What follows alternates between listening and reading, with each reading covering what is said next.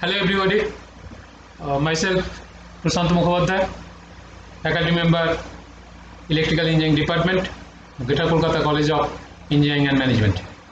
So far we have completed two modules. Today we'll start a new module, that is Unit 3, which will discuss about converter and inverter. So in the converter part we'll discuss AC to DC converter, starting from single phase to three phase, half wave to full wave. That is a single phase fully controlled half wave converter with resistive load, and then with resistive inductive load, RL load. Then we'll discuss about single phase fully controlled full wave converter with resistive load and with RL load. Something we may add, we also discuss with RLE load also. Let's see what we can do if time permits. Then we'll discuss about three phase fully controlled bridge converter with RL load.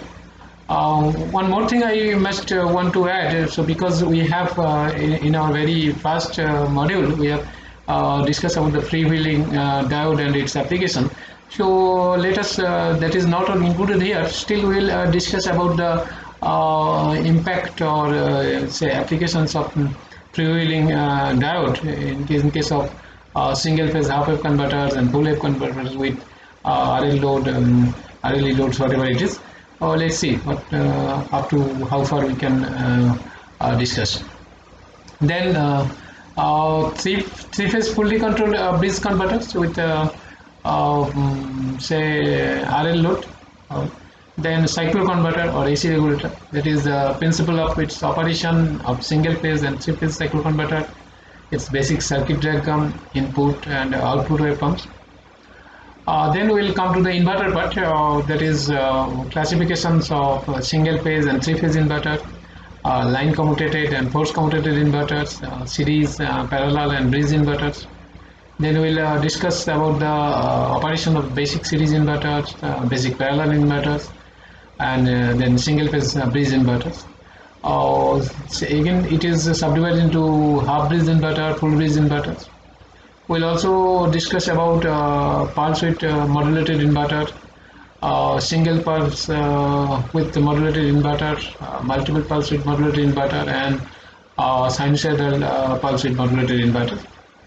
So with all these discussions we'll do one after another, and with the completion of this discussion we will help it will complete our unit 3, and after completion of this module you will be able to know about the circuits, basic circuits, operations and applications of say converter, inverter, cycle converter, etc. So with this we'll start our new chapter of say discussions of this single phase fully controlled half wave converter with resistive load. So now we'll start with the principle of operation of single phase half wave control rectifier with resistive load, that is R load. So today we'll analysis of single phase half wave control rectifier with resistive load will be discussed, and this is the circuit diagram which is showing the say thyristor for used for say resistive load. So basically here it is the Vs, which is nothing but the supply or source voltage, and Is, it is the source current, and this is the voltage drop across the thyristor Vt, that is say during conductions whatever the voltage drop will happen in this thyristor across this thyristors, anode and cathode terminals. So this is Vt, and definitely It is the current through say passing through the thyristors, that is SCR current, and basically this is the output voltage, that is the voltage drop across the resistive load, and this is the output current, nothing but this is the load current. So if we see this circuit diagram, we find that supply voltage or source voltage can be written as this is AC voltage. So this is Vs equal to Vm sine omega t. It is the Vm is the maximum value of the source voltage.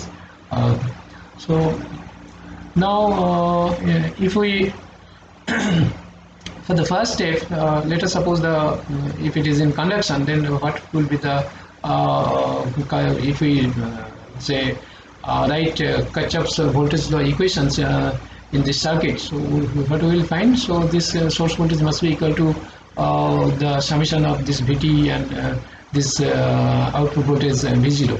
So we can write this Vs minus Vt minus V0 equal to 0, or this Vs, which is nothing but the voltage say in between the node A and B. So that is a VAB, of course, VAB equal to Vs. So that is equal to, definitely it is the Vt plus this output voltage being V0. Now if VAB equal to Vs equal to Vmax sine omega t or Vm, then VA should be equal to minus VAB, and that will be equal to minus Vm sine omega t. Now let us suppose the second step, say device working status, when the device is in conduction mode. So what will happen? So when it will be conduct? So in the positive half cycle, so SCR is forward biased, of course, for this positive half cycle. So this for positive half cycle, this SCR is forward biased because if you see here, this is the diagram. See, this is the positive half cycles of the source voltage VBS. This is VAB, and if it is VBA, so it will be like this. Okay. So when this positive half cycle is impressed across the SCR, so this will be in forward biased conditions. Okay. Now if the thyristor is turned on at omega t equal to alpha, that is by giving a firing pulse or triggering pulse, say you are providing a triggering pulse here, so then thyristor will be on, and this triggering pulse is provided when omega t equal to alpha. See, this at this time our triggering pulse, if gate current is not shown here, so it will be like this. It's a pulse. So at alpha, omega t equal to alpha, the thyristor is fired on or triggered on. Okay. So and this angle, see, alpha is called delay angle or firing angle, because it is not thyristor is not turned on at the time omega equal to 0. It is turned on when omega equal to alpha. So this firing angle or this is delay angle, and it is measured from the instant the SCR has become forward biased. So basically when this positive half cycle of the voltage is impressed across the thyristors, so if we take this instant, this is the starting point. So trigger pulse is given here at alpha, omega t alpha. So this is the delay angle, and at alpha is the firing angle. Okay. Now at omega t equal to pi, the current through the SCR falls to 0, because if you see at omega t equal to pi, so this voltage is 0, and it is enter into that negative half or a negative half cycle. Okay. So this voltage across anode and cathode is 0, and here current also will be 0, that is the natural commutation. So that is below 0, and simultaneously reverse voltage appears across the shear, and it turns off, of course, since this voltage, this is the reverse voltage actually. If it is VAB, it is VB, so this is actually minus VAB. So it is impressed across the shear, so it will be turned off. Okay, and since this is the process is happening due to the zeroing of the line voltage for turning the shear off, so this is called line commutation converter, or you can say a natural commutation converter. Now let us suppose when in between this angle 0 to alpha, omega t equal to 0 to alpha, so SCR is forward blocking mode, that is SCR is off, and output current equal to source current equal to thyristor current. Of course it will be, there is no current is flowing, so it is 0. Okay, so in between that time, so no current is flowing, so that's why this is 0. Okay, now output voltage of course is 0 since current is 0, and so Vt, that is the voltage across the thyristors, is nothing but the positive half cycle voltage, that is VAB, or that is Vm sin omega t. So this is the forward voltage actually, so across the thyristor, forward blocking voltage basically. So Vt equal to VAB Vm sin omega t. So this is shown here. So this is, see, actually if it is Vt, so Vm sin alpha, so this is here. Okay, so now not this forward this voltage up to this time, this is the amount of the voltage which is say appear across the thyristor. Okay, so this is Vt, so this amount of voltage, this is the forward blocking voltage. Okay, now when in the second case when omega t is in between alpha and pi, that is here, so in this region, so this is actually output voltage, because thyristor is triggered on that alpha, that is the firing angle. So in that case, so this voltage is impressed across the thyristors, and thyristor will be in conduction. So in conduction, if we consider it's a negligible voltage drop is happening, so it is almost it is nearly 1 volt. So this is the thyristor voltage, and this is output voltage. Okay, so definitely this will be the output current. Okay, so if you divide the output voltage by the resistive load, so it will give with the output current here. So that is shown here, Vt equal to almost 0 volt, Ig output current equal to source current equal to It equal to Vm sin omega t by R, and output voltage equal to VAB, that is Vm sin omega t.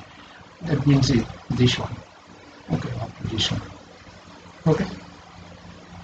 Now in between omega t is between pi to 2 pi. What is happening? Pi to 2 pi. So in between pi to 2 pi, no current is flowing. So actually in the reverse blocking mode. So voltage is again output voltage is 0, and this is the thyristor voltage, and of course the current is output current is 0. Okay, because the thyristor is in the reverse biased mode. Okay, so anode and cathode in reverse biased condition. So that is shown here. Okay, so that is SCR is in the forward blocking mode, and SCR is off. So as a result, output current, source current, or current through the thyristor is 0. Output voltage is 0. Thyristor voltage is again this one. So basically this is pi to 2 pi, that is VA. So this is the voltage across the thyristors. Now what will happen in case of this region? So twice pi plus alpha to again after twice pi, again after alpha, that is twice pi alpha. Here it is again that SCR is fired, and so this will be the output voltage. So this will be your thyristor voltage, will be 0, and this will be your thyristor current. Oh, okay, that is output current. So what is happening in this region? SCR is forward conduction mode, and SCR is on. So voltage drop across thyristor is 0. Output current equal to that is the source current, that is equal to the current to thyristor is equal to Vm sin omega t by R. So output voltage equal to Vb equal to Vm sin omega t, and that is shown this waveforms for say load voltage and load current, SCR voltage, that is shown here in this figure. Okay, that we have explained. And after this, again the process will continue when it is fired on. So if you see, so this is the one cycle, a completion of the one cycle. So this again it will complete it. It will start. So process will be repeated. Okay. So resistive load, and that is for resistive load, output voltage and output current will be of the same nature, because except in magnitude. So magnitude of the output current will be a little bit lesser than output voltage, because output current is nothing but the output voltage divided by the resistive load. And for after that, in the step 3, again firing angle alpha, so extension angle beta equal to pi, so that is shown here. This is extension angle. Okay, here it is getting off. So this is beta. If we say it is beta, so beta equal to pi, and conduction angle, if it is gamma, that will be beta minus alpha, that is pi minus alpha. Okay, conduction time, that will be omega t equal to gamma, so that means gamma by omega.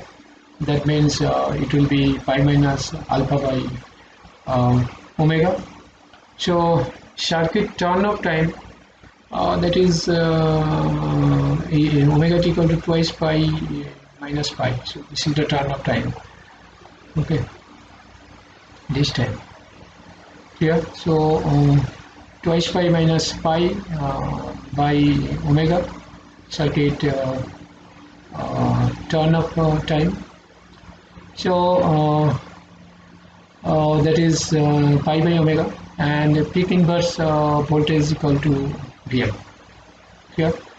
And step 4, so if we want to find out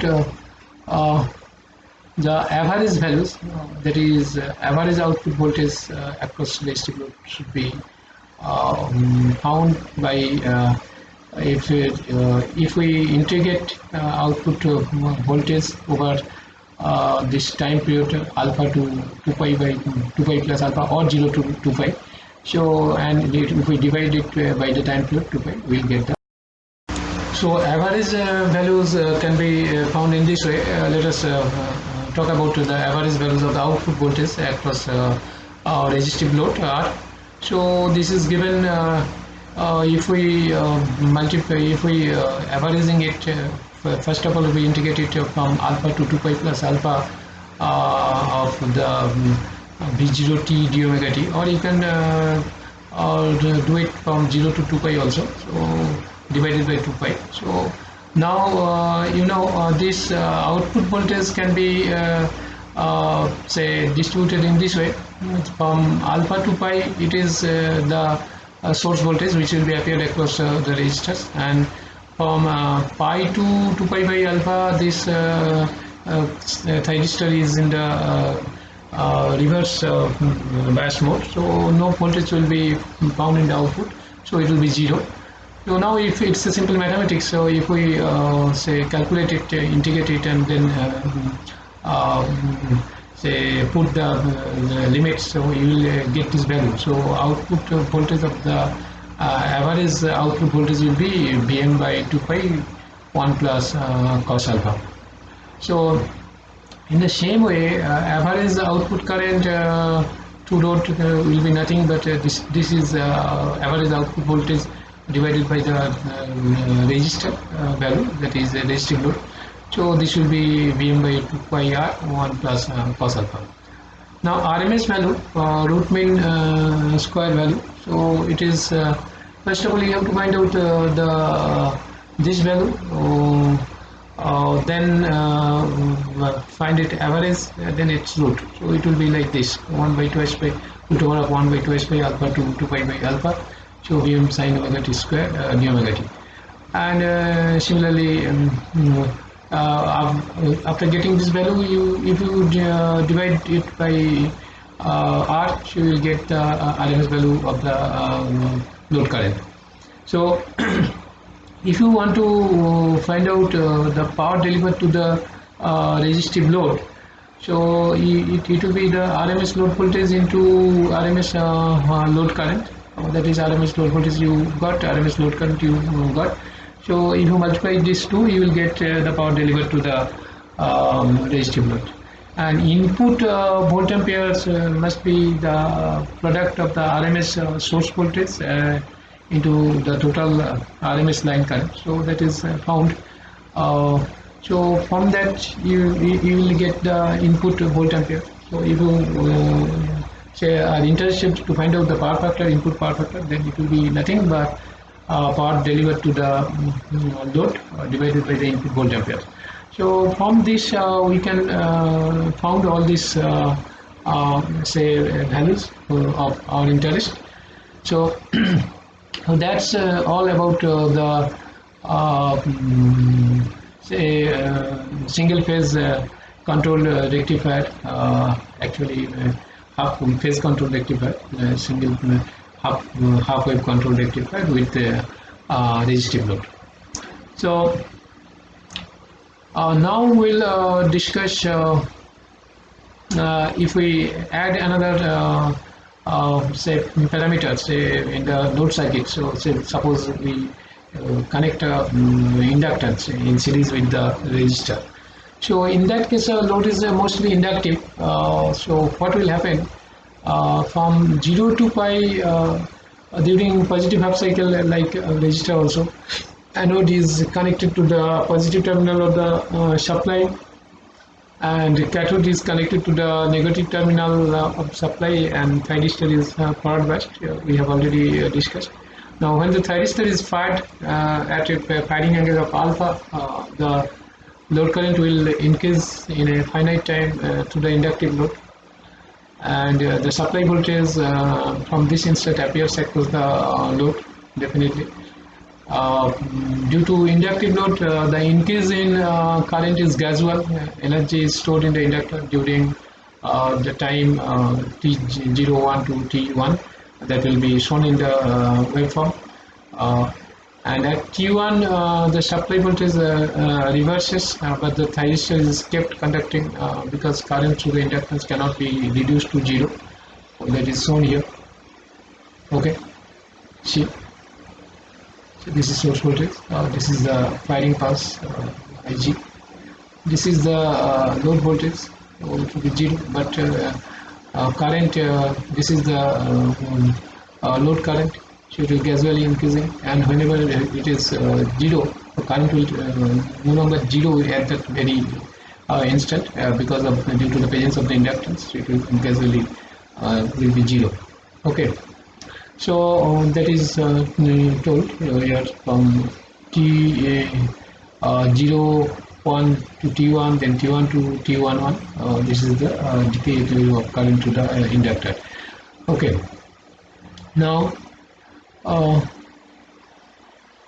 see, that is say stated here at T1 the supply voltage reverses, but the thyristor is kept conducting because current to the inductance cannot be reduced to 0.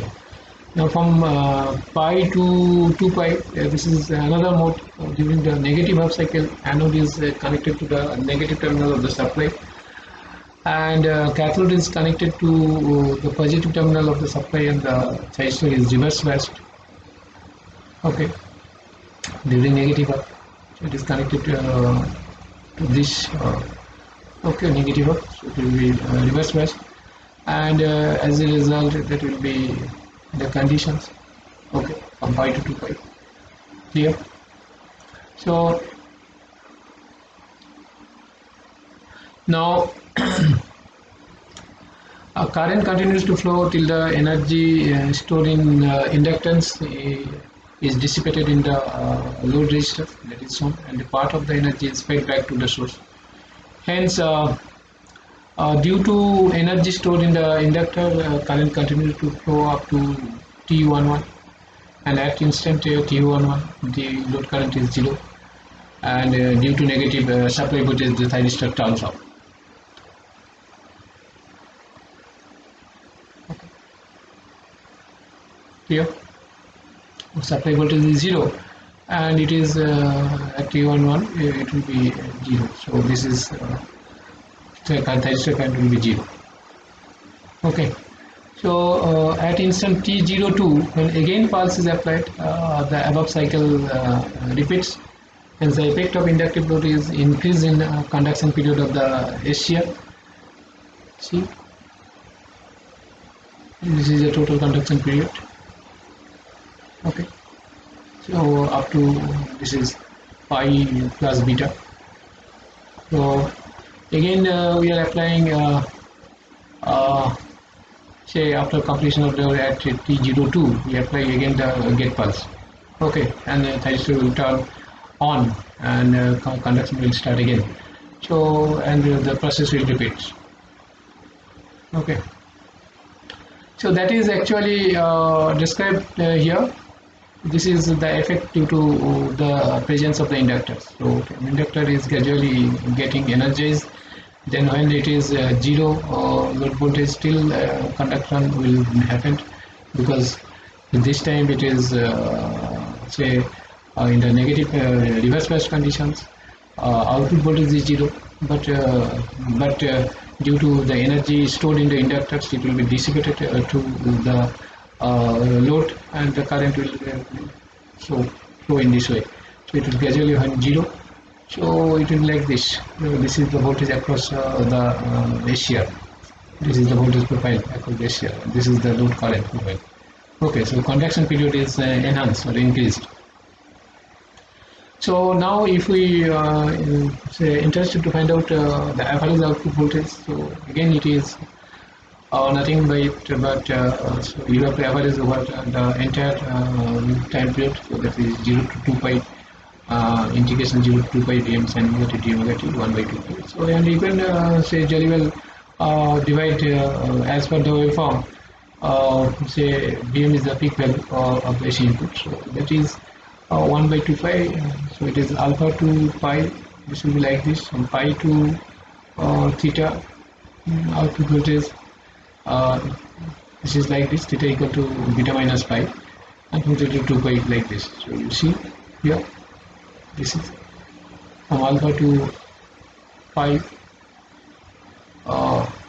This is up to this, from again pi to pi plus beta, then pi plus beta, that is if it is theta, then theta to up to this, that is 2 pi plus alpha. Okay, then again 2 pi plus alpha to it is up to 3 pi plus alpha. So in this way we can divide the voltage profile. So average output voltage will be like this. So this is the final value. So it is simple mathematical calculations. So so actually if it is the average output voltage, so if we can get the average output current by dividing it with the resistive load. R.